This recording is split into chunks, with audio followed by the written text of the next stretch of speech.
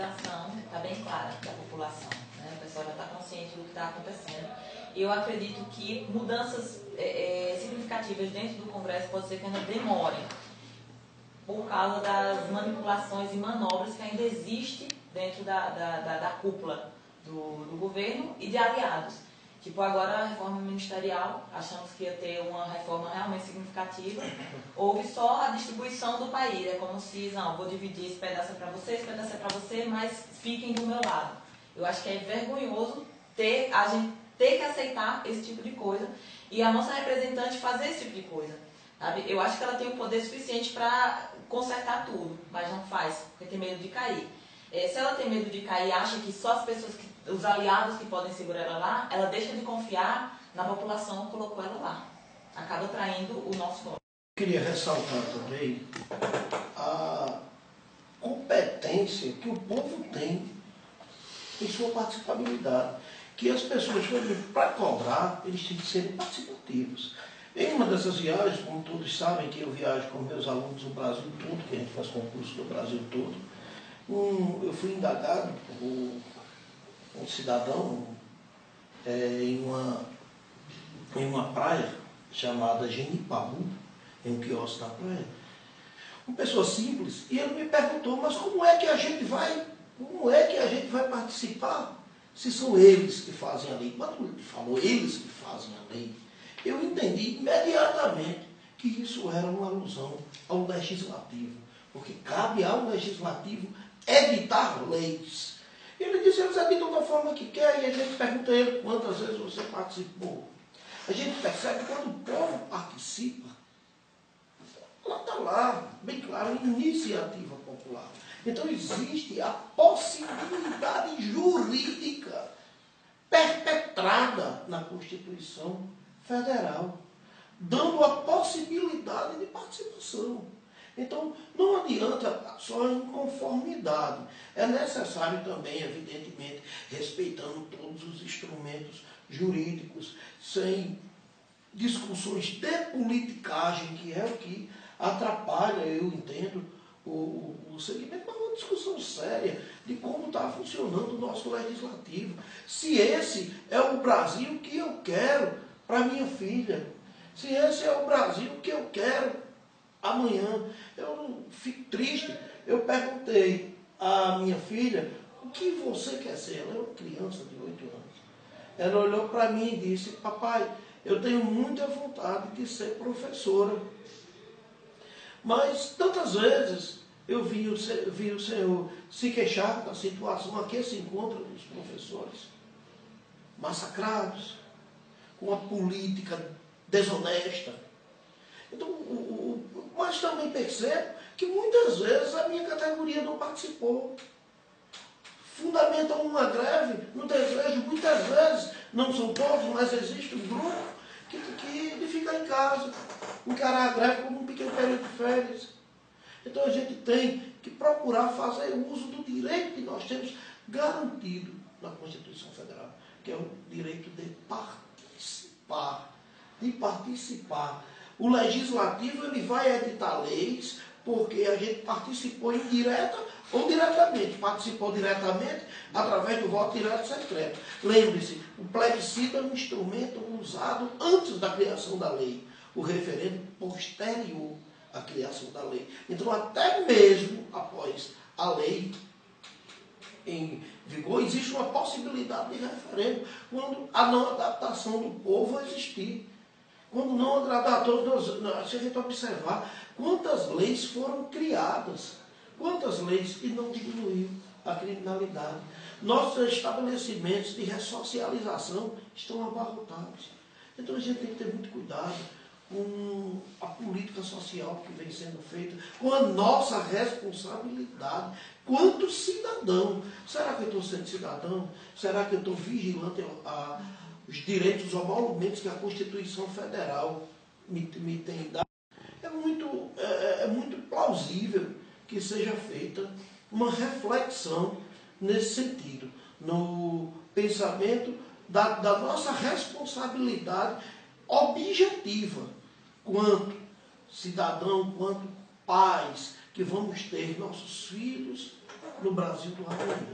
Não a gente pensar apenas no Brasil que nós estamos e amanhã. Eu acredito que a população demorou muito para tomar uma medida com relação ao que está acontecendo. Acho que por isso que chegou ao nível que está hoje.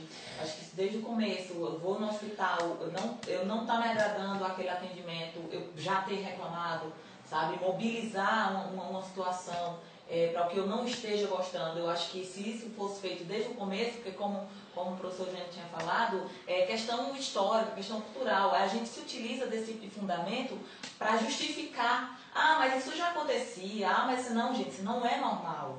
A gente não pode tomar isso como normal. Ah, isso sempre aconteceu. Sim, isso sempre aconteceu. A gente não pode. Tem pessoas que, às vezes, para justificar, vai ler a história. Cara, eu não quero ler o passado. Eu não quero ler o passado, eu quero mudar o meu presente. Eu não quero repetir os erros do passado. E assim, estudando história, a gente tem que mudar os erros do passado. Não utilizar do que foi feito antigamente para justificar o que está acontecendo agora.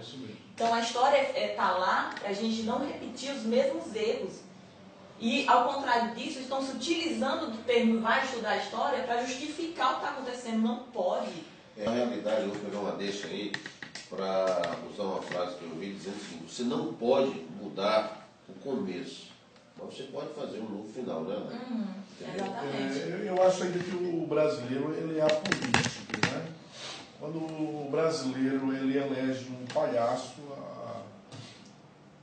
o termo é esse mesmo, que todo mundo sabe do que eu estou falando, ele elege um palhaço para seu representante, uma vez que na mente de muitos daqueles que votaram desse palhaço não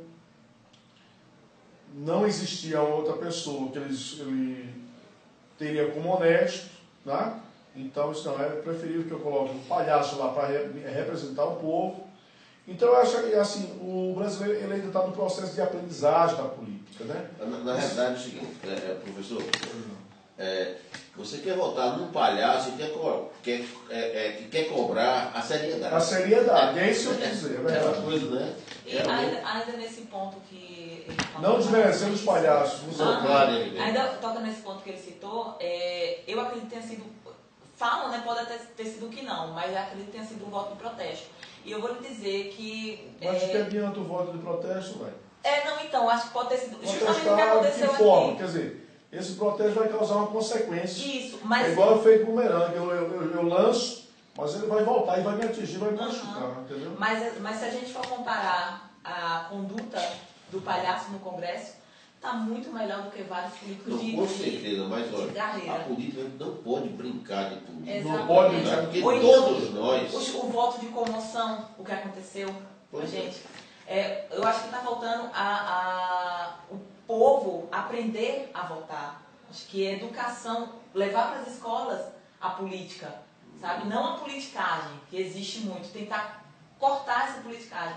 Mesma coisa da questão da violência, que eu acredito que vai ser solucionada através da educação, mas isso é a longo prazo. São leis mais duras, poderiam ajudar bastante a curto prazo. A educação, e eu vou puxar a sardinha para o meu lado, o esporte também, associado à educação, é justamente o que vai tirar dar crianças que estejam numa situação de risco, dar a elas um futuro, dar a elas uma visão para frente. Queria agradecer ao professor Eugênio Batista, a você, agradecer aqui ao professor Fábio Madruga, né? E dizer o seguinte, né? Como eu falei nesse instante, é que a gente pode não mudar o passado, mas a gente pode mudar o futuro, não é verdade? Queria aproveitar também aqui a oportunidade para parabenizar todos os caminhoneiros que fizeram seus movimentos, mesmo tendo sido crucificados ou ameaçados de penalidades mais severas, mas que isso serviu para que a gente chegasse onde nós estamos. E com certeza a gente vai chegar lá. Nós estamos num momento, tá, que a gente não pode exigir muito do país. Né? A gente não pode perguntar o que é que o país pode nos oferecer. Mas a gente pode perguntar e fazer uma autocrítica. O que é que você pode fazer pelo país? Não o que o país pode fazer por você. E nesse momento, eu acho que é o momento de a gente dar as mãos e ajudar o país, na verdade, para que a gente volte ao crescimento, a geração de emprego, para que a gente possa realmente amanhã viver dias melhores. Meu muito obrigado.